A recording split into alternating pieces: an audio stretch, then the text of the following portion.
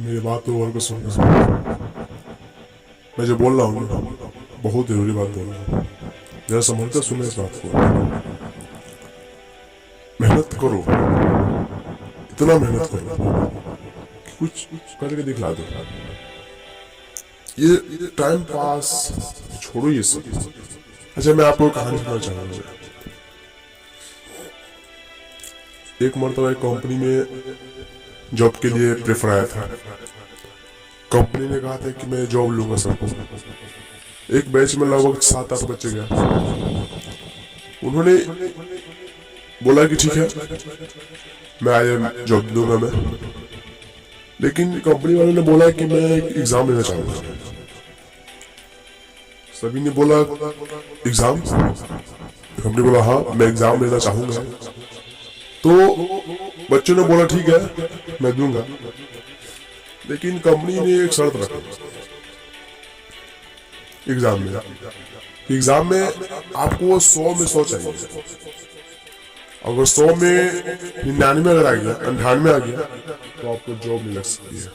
और उस कंपनी का काम यह था हेलीकॉप्टर बनाना।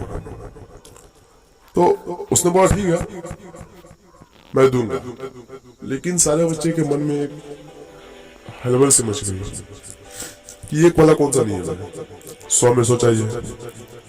तो कुछ लोगों ने तो पहले हट गया, लेकिन कुछ दिए। 4-5 बच्चे एग्जाम दिए। उसमें से एक राहुल नाम का लड़का था। पढ़ने में काफी तेज था वो, और वो क्लास का टॉपर भी था।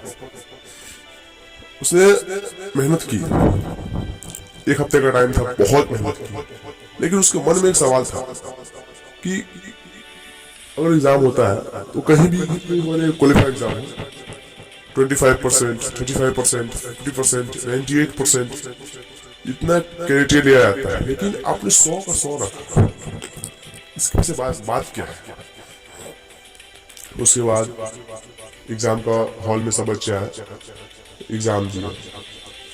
तो राहुल ने सर से पूछा, सर मैं आपसे एक बात चाहूंगा पूछना, बुरा ना माने तो। सर ने बोला ठीक है। सर मैंने ये चाहूंगा पूछना कि सर आप एग्जाम लिए ठीक है, लेकिन आप 100 में 100 क्यों रखे? कारण क्या है? सर ने कहा कि ये काम करो, तुम मेरे चैम्बर में आओ। फिर वो चैम्बर में गया शाम को। जब वो चैम्बर में गया तो सर ने पूछा कि तुम एग्जाम तो दिए बहुत सारे। उसने बोला जी हाँ सर मैं बहुत एग्जाम दिया हूँ। तो उसने सर ने पूछा कि तुम्हारा एग्जाम का मकसद क्या था? तुम ये एग्जाम देते थे कि मैं पास हो जाऊं, ये देते थे कि मैं 100 में 100 लाऊं? तो बच्चा थोड़ा सोच पड़ गया। उसने बोला कि सर मैं 100 में 100 के लिए पढ़ता था। फिर उसको समझाया गया कि देखो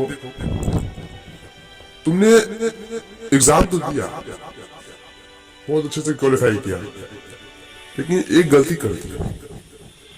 तुम्हारा मकसद 100 में 100 था। तुमने लाया भी, लेकिन तुमने मेहनत भी किया, बहुत मेहनत की, और तुमने कामयाबी भी पा ली। उसके बाद बच्चे ने पूछा सर से, सर मैं एक और सवाल चाहूंगा पूछना, सर आपने 100 में 100 क्यों रखा? तो सर ने कहा देखो इस संसार में पढ़ने बहुत बच्चे पढ़ते हैं। कुछ इसलिए पढ़ते हैं कि मैं पास हो जाऊं, कुछ इसलिए पढ़ते हैं कि मैं 98 कहाँ हूँ तो 98 आ जाए, कुछ इसलिए पढ़ते हैं कि मेरा काम निकल जाए। तुमने भी पढ़ा, लेकिन तुमने इसलिए पढ़ा कि मैं 98 में 98 चला है। सर ने कहा कि देखो मेरा कंपनी है, हेलीकॉप्टर बनाता है, अगर उसमें एक छोटा सा लीक हो गया तो पूरा ब्लास्ट हो सकता है, अरबों खरबों का नुकसान हो सकता है, लाख जान जा सकती है। लेकिन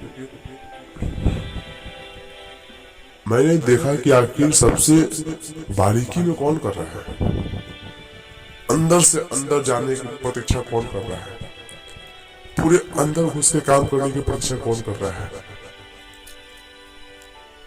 तो बच्चे को बात समझ में आ गई कि हाँ ये क्यों लिया गया। देखो मेरे भाई, मैं कहानी इसलिए सुनाया कि इससे आपकी कामयाबी से बहुत मैटर करता है। आप जितना सोचे हो ना उससे हद से ज्यादा मेहनत करो।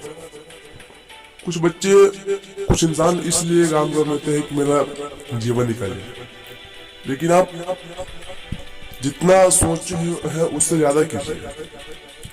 अगर एक किसान को अपना फसल निकालना है तो उसने जितना पाने से वो ज्यादा उसे उतना बोना पड़ता है, उसे उतना मेहनत करना पड़ता है, तब जाकर फसल मिलता है। कामयाबी भी यही चीज है, आप जितना मेहनत कीजिएगा आपको उतना ही मिलेगा, उससे ज्यादा आपको नहीं मिलने वाला है।